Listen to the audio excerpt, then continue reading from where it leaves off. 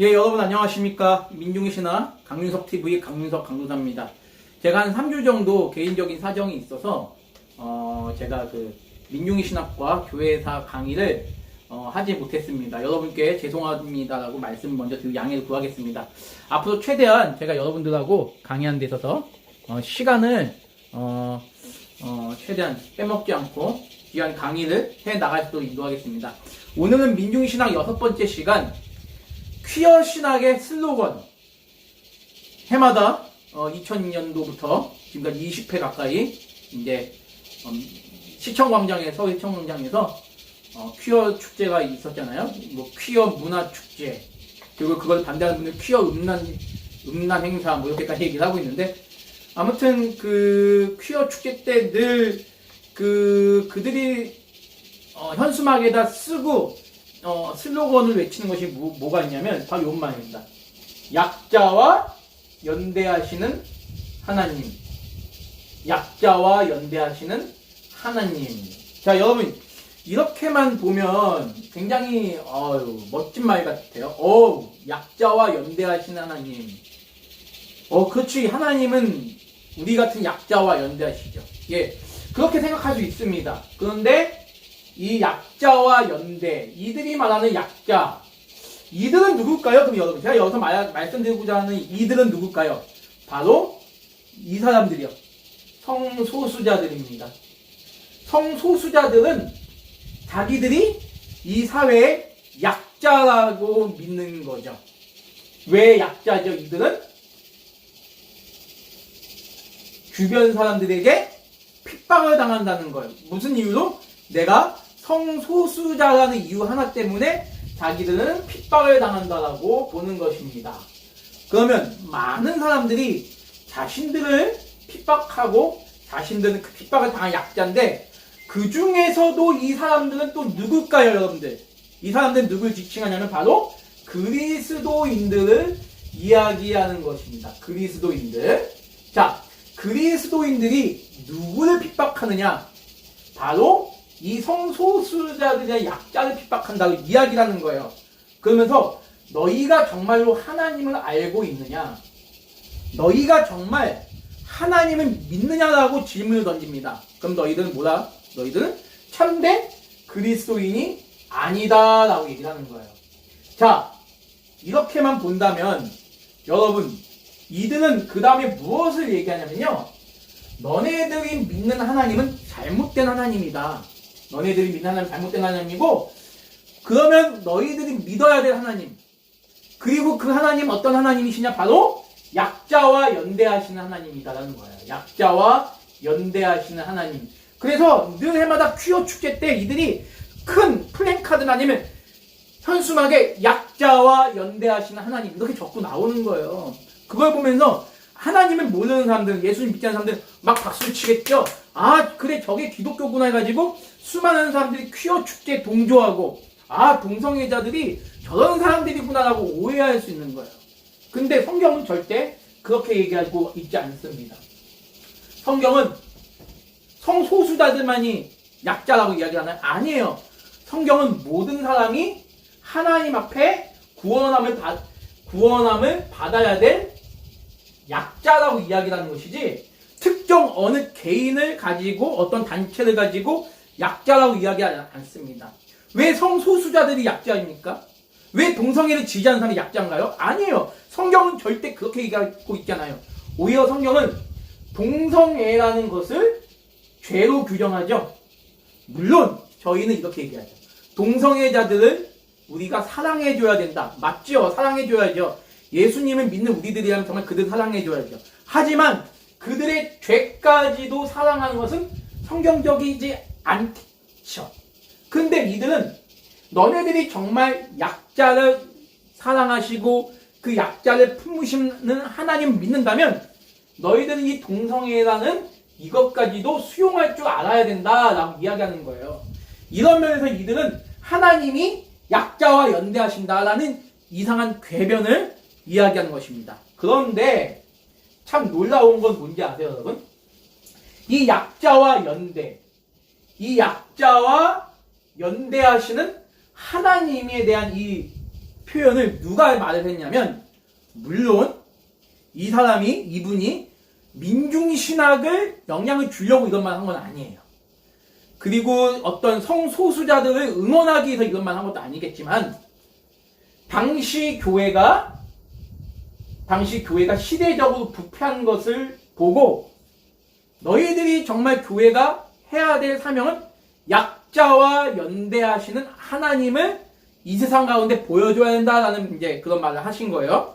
근데 아무튼 이 말을 했던 사람이 누구냐면, 저번 주에 이어서 우리가 살펴보는 칼 바르트라는 분이에요.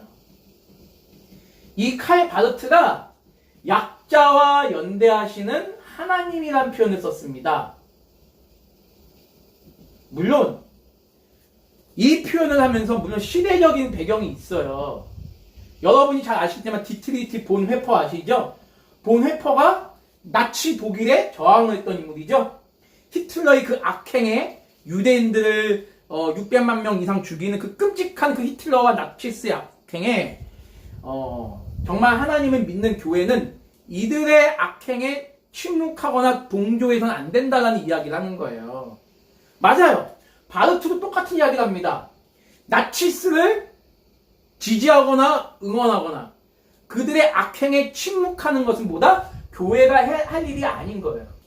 그 당시 독일의 루터교회가 나치스의 그 유대인 그 핍박에 동조했던 걸 가지고 이 바르트가 너희가 믿는 하나님은 잘못된 하나님이다라고 이야기를 한 거죠. 오히려 너희들은 그런 악인의 그런 세력에 저항해야 된다. 그래서 저항 신학을 말하죠, 바르트가. 그러면서 여기서 그때 나온 이야기가 뭐냐면 약자와 연대해야 된다 라는 개념을 사용하는 거예요.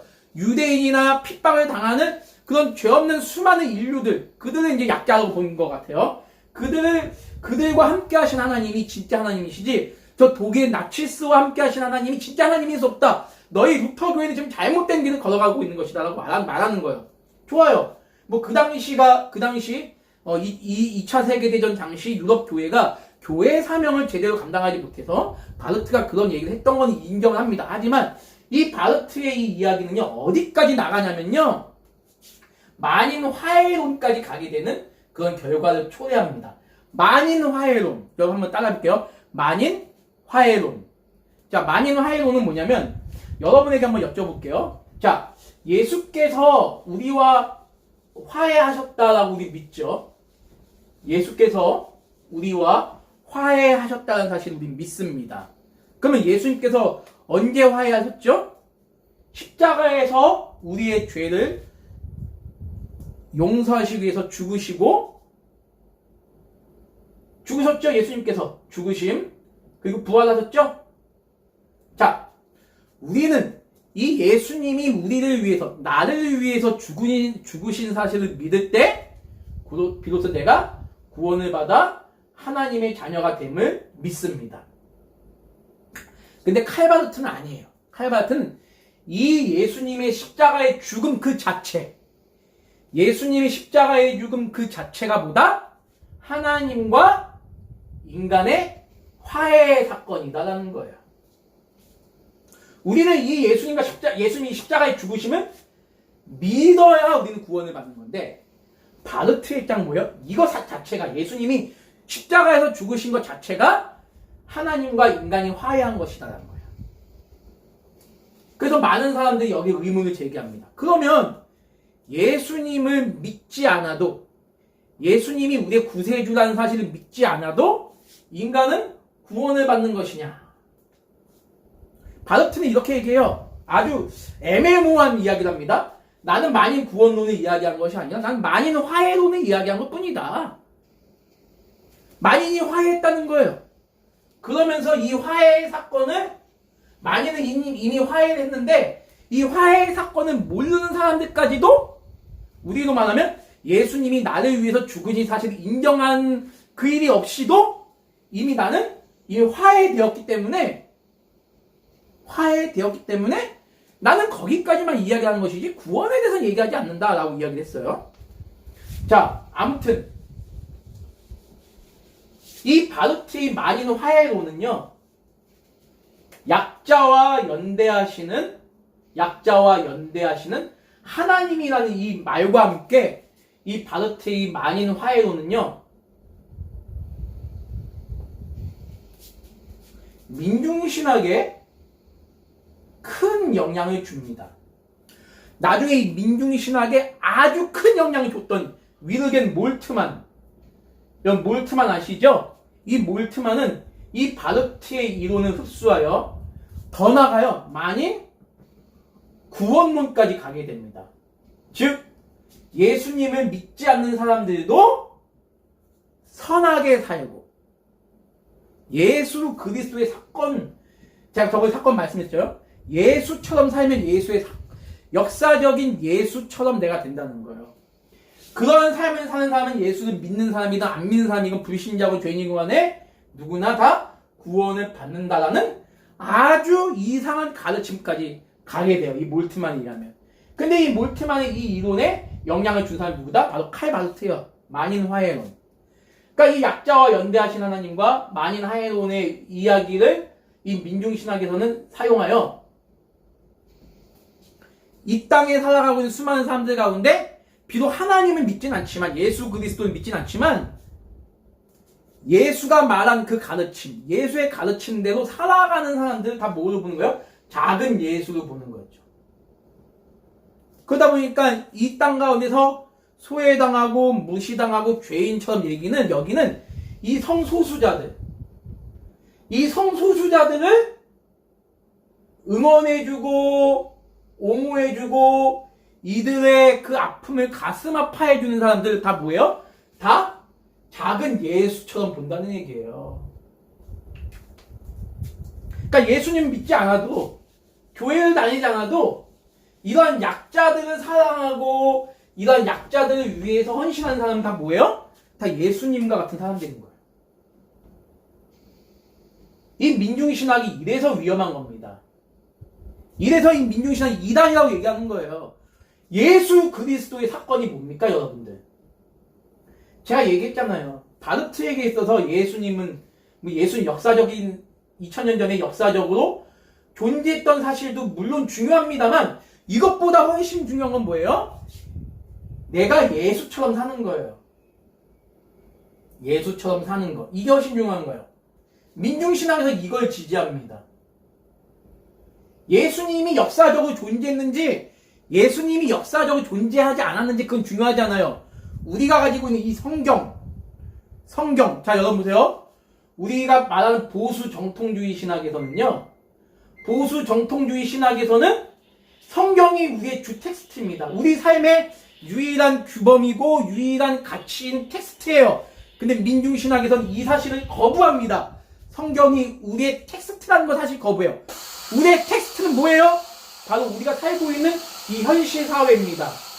이 현실 사회가 우리의 텍스트예요. 여기서 우리가 예수의 정신, 성경에 나오는 그 예수의 말씀대로 착하게 살아라, 원수를 사랑하라, 누구를 사랑하고 하나님의 사랑을 실천하라. 이거를 실천하는 사람이 누구다? 진짜 예수라는 거예요. 성경에 나온 예수는 믿어도 그만, 안 믿어도 그만이에요. 그래서 맨날 보울 김용옥이 하는 이야기가 무엇입니까? 역사적 예수 말고 이 땅 가운데 우리는 작은 예수가 되어야 된다라고 맨날 그런 이야기를 하는 거예요. 여러분 이거에 혹하고 넘어가시면 안 됩니다. 저들은 분명히 지금 잘못된 이야기에 지금 속고 있는 거예요. 아니, 불쌍한 사람들입니다. 자, 여러분, 민중신학은요, 말은 거창해요. 말은 거창합니다. 약자를 위해서 살아가야 된다. 우리 하나님은 약자와 연대하신 하나님이다. 우리는 그런 예수님의 정신을 본받아서 이 땅 가운데서 약자와 소외된 자를 긍휼히 여기고 그들을 도와주고 그들에게 하나님의 사랑을 전해야 된다. 맞아요. 우리들도 이 땅 가운데서 빛과 소금의 역할을 감당해야 되는 건 맞습니다. 하지만 이들의 그 핵심 주장은 뭐예요? 우리가 믿고 고백한 하나님에 대해서, 예수 그리스도에 대해서 매우 잘못된 이야기로 지금 전개 나가고 있는 거예요.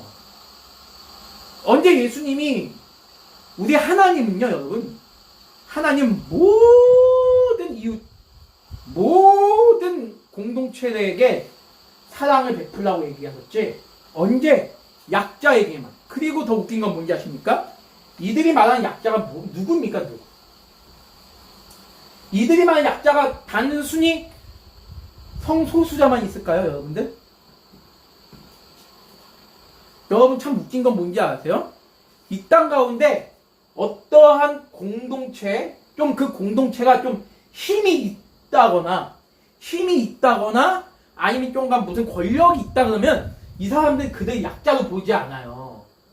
그들이 어떻게 그 자리에 올라갔고 그들이 어떤 헌신을 통해서 그곳에 있는지 그건 전혀 보지 않고 어떤 힘이 있는 아니면 권력이 있다 그러면 무조건 그들은 그들 약자로 보지 않아요. 그리고 그들은 어떤 사람들입니까? 반드시 무너뜨려야 될 공동체입니다. 근데 아무튼 그런 공동체에서 어떤 도덕적으로 사회적으로 분명히 잘못된 길이야. 누가 봐도 잘못된 길인데 그 잘못된 길을 가지 말라고 또는 그 길은 잘못된 길이라고 이야기를 하는 순간 이 이야기를 하는 사람들한테 이 사람들은 비판을 해요. 너네들이 지금 뭘 얘기하느냐? 너희들이 지금 누구에게 너희들이 정죄할 수 있느냐? 너는 죄인 아니냐? 정죄하는 너 자신은 죄인 아니냐라고 얘기를 하는 거예요. 맞아요. 정죄한 나도 죄인 맞아요. 성소수자들을 정죄하는 나도 죄인이 맞아요. 그런데요. 그렇게 논리를 펴나가면요. 이제 그때부터는 아무도 잘못된 길로 걸어가는 사람들에 대해서 이야기할 수가 없게 됩니다. 내가 죄인인 거 누가 모릅니까?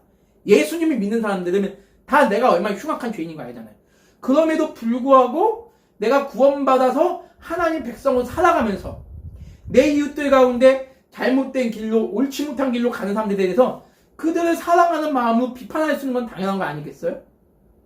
근데 이 민중신화가 이야기하는 사람들은 어떤 누구도 비판해서 안 된다는 거예요. 특별히 이 약자들, 이들이 말하는 약자들은 참 대상이 뭐예요? 사회에서 고통받고 외면당하는 사람들은 다 약자예요. 그건 말도 안 되는 이야기들. 솔직히 이런 성소수자들 말고도 약자가 얼마나 많습니까? 그들의 의견대로 진술에 나간다면요. 약자는 우리 사회에 깔렸어요. 저와 여러분들도 다 약자일 수 있어요. 상대적으로 봤을 때는. 어떻게 저 사람들만 약자가 될 수 있습니까? 그러면서 거기다가 함부로 약자와 연대하신 하나님. 그럼 하나님에게는 강자가 있나요? 그럼 하나님에게 어디 강자가 있어요? 하나님은 모든 사람들이 다 하나님의 피조물인데 어떻게 하나님이 약자만의 하나님이 될 수 있어요? 이 퀴어 축제 때 이 사람들 참 문제가 많습니다. 퀴어들은 약자고 이 퀴어들을 응원하거나 그런 사람 다 약자고 퀴어를 반대하는 사람은 다 뭐예요? 하나님을 믿지 않는 그런 사람들이라는 거예요.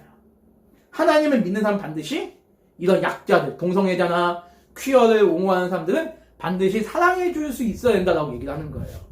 정말 잘못된 이야기입니다. 아무튼 이런 잘못된 이야기에 어떠한 실마리를 줬던 사람이 바로 칼 바르트예요. 이분이 외쳤던, 다시 한번 제가 말씀드릴게요.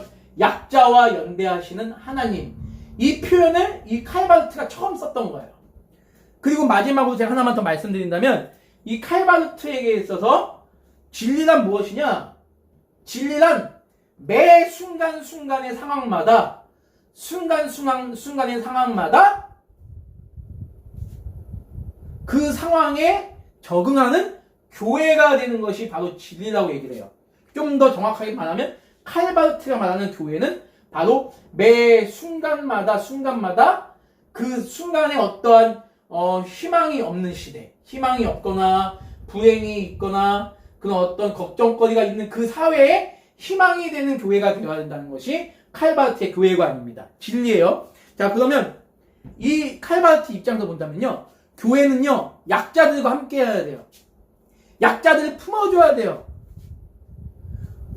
우리는 하나님 앞에 모든 사람이 하나님의 긍휼하심을 필요로 하는 그런 약자라고 인정하지만 이들에게는 약자라는 개념이 정해져 있어요. 하나님의 법은 중요하지 않아요. 하나님의 법은 중요하지 않고 내가 이 시대 사회에서 내가 품고 있는 사상, 내가 이 품고 있는 사상 때문에 핍박을 당하면 이 사람이 약자가 되는 거예요. 여러분, 동성애가 왜 잘못됐는지 우리는 말할 수 있잖아요. 동성애 잘못됐다고 이야기할 수 있어요.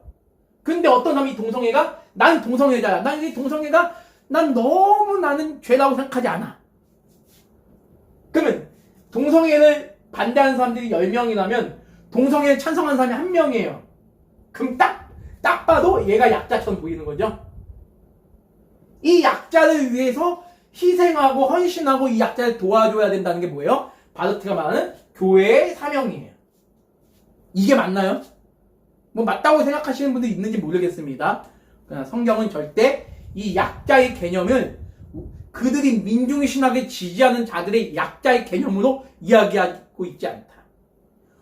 모든 사람은 다 하나님에겐 다 약자의 대상이에요. 인간들이 약자가 누구고 강자가 누군지를 정해놓은 것이지 하나님에게는 강자가 없어요. 저와 여러분들도 하나님의 은혜와 돌보심을 구할 수밖에 없는 연약한 사람들 뿐이에요. 근데 어떻게 감히 이 사람들은 약자, 이 사람들은 강자, 그 이 약자를 대적하는 사람들은 다 뭐다? 하나님의 법을 따르지 않는 사람들. 어떻게 이렇게 함부로 이야기할 수 있습니까? 이제 올해 9월달에 또 퀴어 축제가 있대요.